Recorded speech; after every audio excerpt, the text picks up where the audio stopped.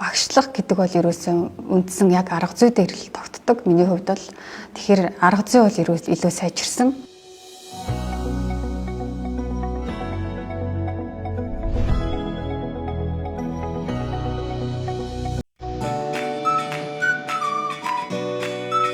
ЮНЕСКО Юнивокийн мэрэгжлийн боловсрол сургалтын багш бэлтгэх олон улсын стандарт нэнд үндэслэн хөдөлмөрийн зах зээлийн эрэлт хэрэгцээнд нийцсэн боловсролын инновацид суурилсан мэрэгжлийн боловсрол сургалтын багш бэлтгэх магистрийн хөтөлбөр техник технологийн дээд сургалтыг хэрэгжиж анхны оюутнууд маань өнгөрсөн хавар дипломо амжилттай хамгаалан төгслөө.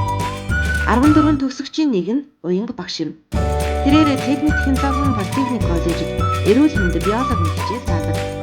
Олон улсын стандартад нийцсэн хөтөлбөртэй мэрэгжлийн боловсрол сургалтын багш судлаачийг анх удаа агсан түвшинд бэлтгэсэн магистрийн хөтөлбөрт хамгаалснараа уянга багшийн судалгааны болоод заах арга зүйн чадварт дахиц гарчээ. Мэдлэгийг суралцагчид хэрхэн хүргэх вэ гэдэг нь ерөөсөө тухайн багшийн арга зүйгээс их шалтгаалдаг. Мөн тухайн сургалтын чанар нь багшийн ур чадвараас шууд хамаардаг. Тиймээс уянга багш технологийн мэрэгжлийн боловсролын сургалтын багш судлаачдыг ингэж бэлтгэх нь боловсролын салбарт оруулж байгаа том хөрөнгө оруулалт болжээ.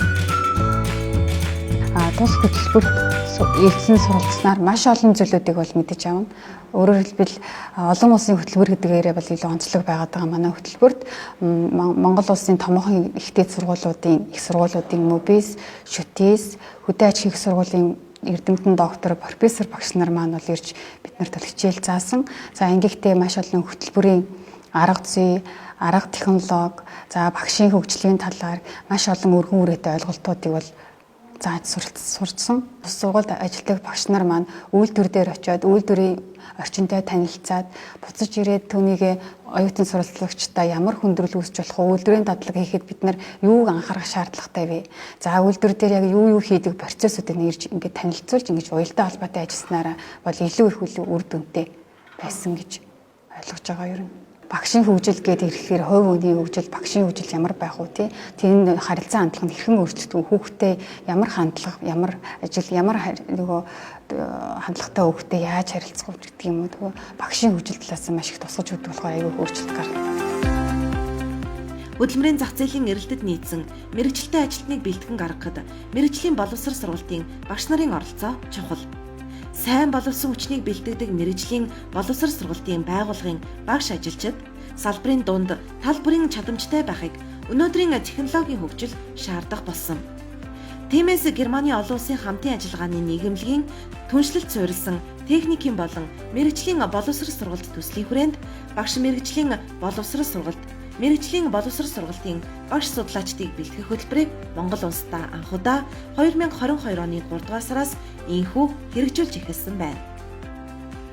Энэ болохоор зэрэг надад одоо нөгөө хүүхдүүд маань ерөөсөө одоо нөгөө хүүхдийн хөгжил гэдэг бол ерөөсөө боловсрол сургуулиасаа хамаарч байгаа тий. Тэгэхээр нөгөө бид нар одоо хүүхдүүдэд яаж хүмүүжүүлж чинь, яаж сургаж чинь, тиймээд тэр маань ирээдүйн бидний юм бол тойл байгаа шүү дээ тий.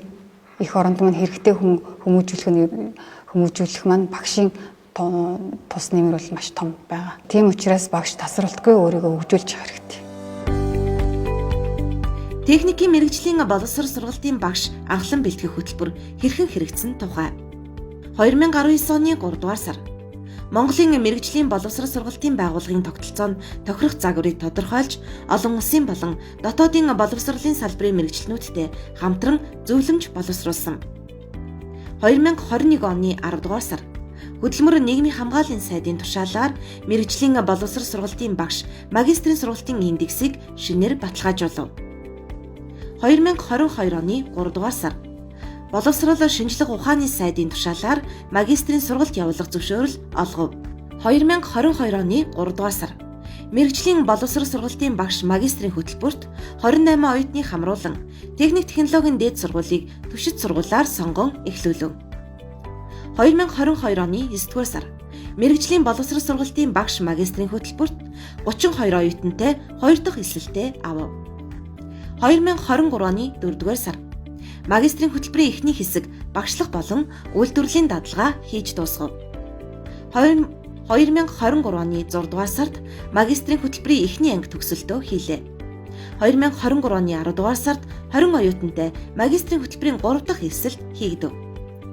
Энэхүү хөтөлбөрийг амжилттай таниулж, цаашид амжилттай хэрэгжихэд түлхэц болох үз багш нарыг чадваржуулах сургалт хөтөлбөрийн үнэлгээ зохион байгуулах ажлыг төслийн хүрээнд дэмжин хамтран ажиллаж байна.